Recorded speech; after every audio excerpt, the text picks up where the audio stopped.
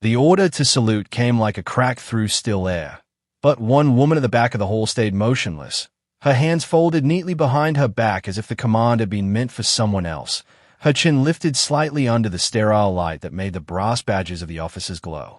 The crowd was a wall of uniforms, shoulders square, boots aligned, all eyes snapping toward the center aisle where the visiting general walked in slow, practiced steps, medals gleaming against his chest. Cameras tracked him, flashes popped, and a ripple of discipline spread through the room like a wave. Every arm rose in salute except hers. A young officer barked from 2 rows down, "You there, salute the general," but the woman didn't move. Her name tag read L. Park, her uniform a simple maintenance jumpsuit with no visible rank or insignia, her black hair tied in a tight knot, her face unreadable. A murmur swept through the formation, some thinking she was a civilian, others sure she was just confused, but the stillness in her eyes wasn't confusion, it was choice.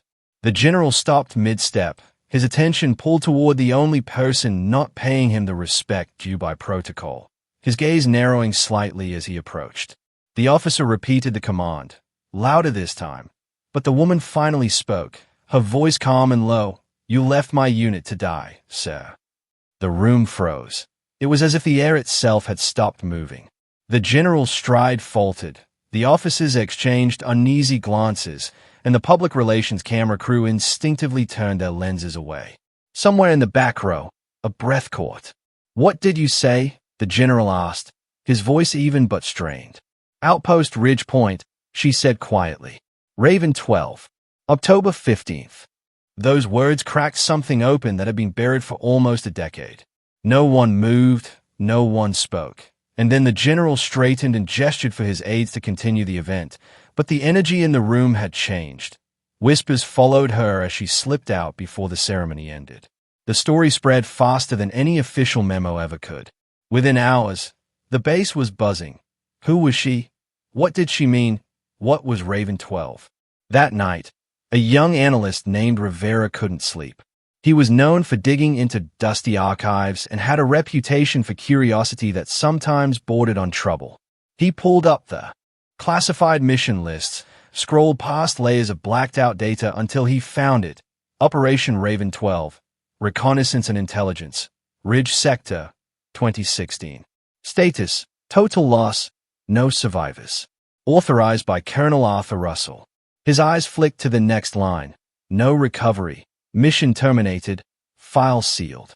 But at the very bottom of the report, in faint gray text almost hidden by digital watermark, he saw a note. One unverified survivor account.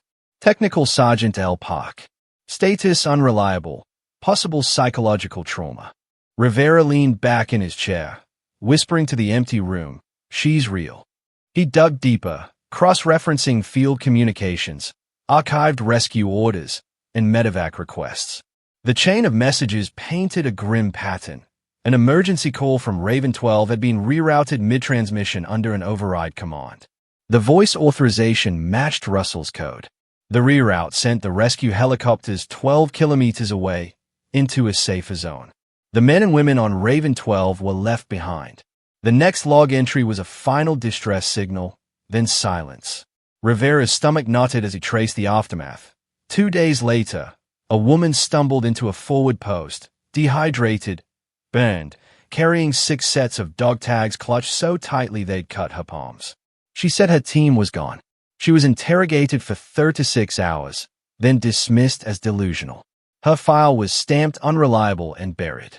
Rivera knew if he pushed this, it would bane his career, but he also knew truth rarely survived on its own. The next morning, he slid a copy of the logs into a sealed envelope and left it under the door of the base chaplain, who had a quiet reputation for protecting what mattered more than protocol. By noon, that envelope had been passed from hand to hand, moving through quiet channels until whispers reached the top. Raven 12 wasn't dead. One of them lived, and she worked hay. Lena Park had always been a ghost on base. She arrived before dawn, fixed systems before others woke, ate lunch alone, and left after dark. No one remembered when she'd first been assigned, only that she was there, steady, quiet, efficient. When drills malfunctioned, she fixed them. When radios dropped, she was already at the panel. No one noticed her because she never wanted to be noticed. The others joked she was some kind of tech phantom, the ghost in the comms room.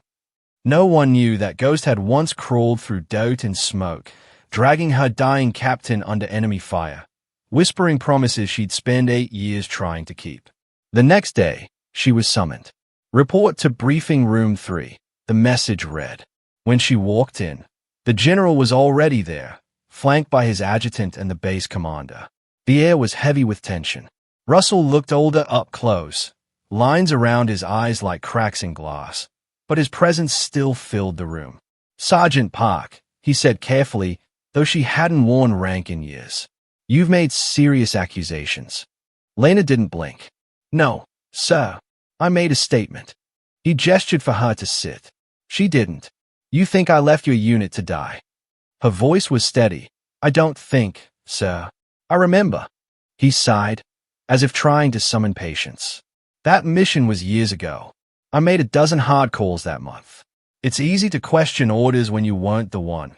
I was the one bleeding in the mud with 6 bodies beside me, sir," she said, her word cutting through his sentence like a blade. The adjutant shifted uncomfortably. Russell leaned forward, his tone softening. "You're saying I rerouted your evac deliberately?" Lena reached into her pocket and placed something on the table, a twisted, blackened dog tag fused to a chain. This belonged to Captain Holloway. He was still alive when he radioed command. He died waiting for those birds you sent somewhere else. She laid down another item, a small, worn notebook, its edges scorched. "These are my field notes. Every name, every wound, every transmission. I wrote them down so someone would remember when the reports didn't." She opened the notebook, and her hands didn't tremble. Sergeant Juna took shrapnel protecting the radio.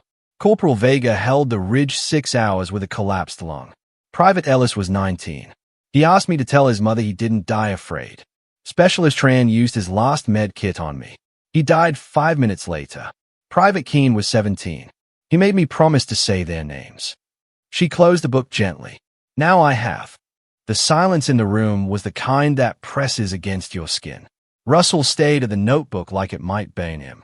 He reached for the folder in front of him. Rivera's evidence had already reached his desk. "These are serious claims," he said again. But this time the words came quieter, thinner. "Why bring this up now?" "Because today, you asked for a salute," she said.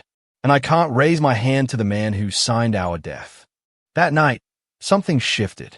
The base that had always run on order and silence now moved with unease. People avoided the general's gaze. Others approached Lena quietly, offering nods, small acknowledgments they didn't know how to phrase. A mechanic left coffee on her desk. A young soldier she'd helped train just said, "For them," before walking away. The chaplain asked to see her, but she declined. She wasn't seeking redemption or revenge, only remembrance. Rivera watched from afar as rumors spread. Some said she was lying, others said she was brave, but those who'd seen her eyes when she spoke didn't doubt. They'd seen something unshakable there, the kind of truth that didn't need shouting. The following week, a closed-door review board convened. Russell requested it himself. Lena was called again, this time before a full table of officers. She arrived in the same plain uniform, carrying the same notebook. She stood while they questioned her, dates, coordinates, mission details, and answered everyone without hesitation. When they showed her official maps, she corrected their errors from memory. When they read the casualty report, she recited each man's serial number before they did. At last, the general cleared his throat. "If what you claim is true," he said, "then the responsibility lies with my command. I can't change that." "I'm not asking you to," Lena said. "I'm asking you to remember them. Officially." The adjutant beside him muttered something about protocols, but Russell silenced him with a raised hand. For the first time, he looked at her not as a subordinate, not as a problem, but as a mirror. "You carried this alone," he said. She nodded. "That was my duty." Days passed. An announcement went out quietly. No press, no broadcast, just an internal notice. Operation Raven 12 formally amended. Survivors, 1. Status, completed under duress. Posthumous commendations authorized. The next morning, construction began at the outpost gate. By dusk, a small wall stood, a modest stone slab with 6 names engraved beneath a new emblem. They held the line. No ceremony, no crowd, only Lena standing in the distance as floodlights flickered on. The general arrived alone that night, out of uniform, hands deep in his pockets. He stood beside her in silence. Finally, he said, "You were right." She didn't answer. "I thought moving the evac would save more men. I didn't know you'd lasted that long." "We lasted because we believed someone would come," she said. "That belief cost them." Russell looked down at the wall, then saluted, slowly, his hand trembling slightly in the cold. "You're the reason this exists," he said. "No," she said. "They are." She turned to leave, her boots crunching softly against the gravel. He called after her, "Where will you go now?" She paused at the gate. Anyway, the silence still needs a voice. Weeks later, she was gone. Her locker was empty except for a folded flag, 6 small American pins, and a handwritten note, "The mission's complete." Rivera found it while cataloging equipment. He stayed at it for a long time before slipping it into his pocket. Over time, the story faded into rumor again. New recruits came, old ones left, and the wall at Ridge Point stood quiet. But every year on October 15th, someone left 6 small flags there before sunrise, perfectly aligned, each planted with steady hands. No one ever saw who did it. Some swore it was her. Others thought it was the general himself.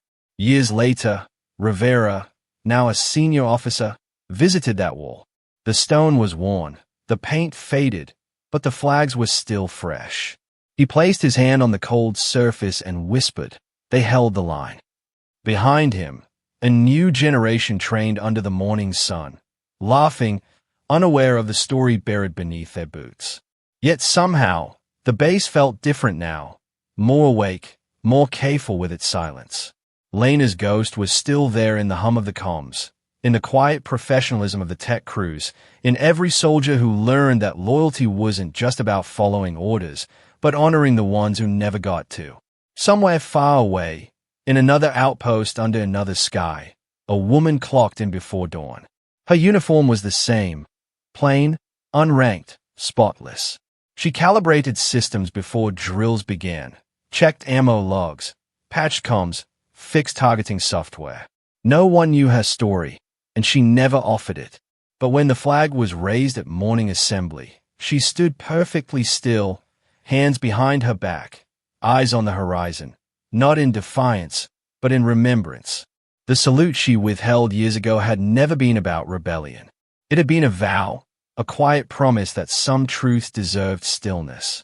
In a world that applauded noise, she chose silence, not out of fear, but out of respect. For the fallen, for the forgotten, for those who believed someone would come. And though her name was barely spoken, her presence changed how others served. They began to salute not just authority, but sacrifice. They checked their orders twice, questioned their certainty, remembered that every line of code, every command, every decision could carry lives unseen. General Russell retired in quiet years later, never giving interviews, never explaining. But in his private study hung one thing, the warped dog tag of Captain Holloway and the faded notebook preserved behind glass.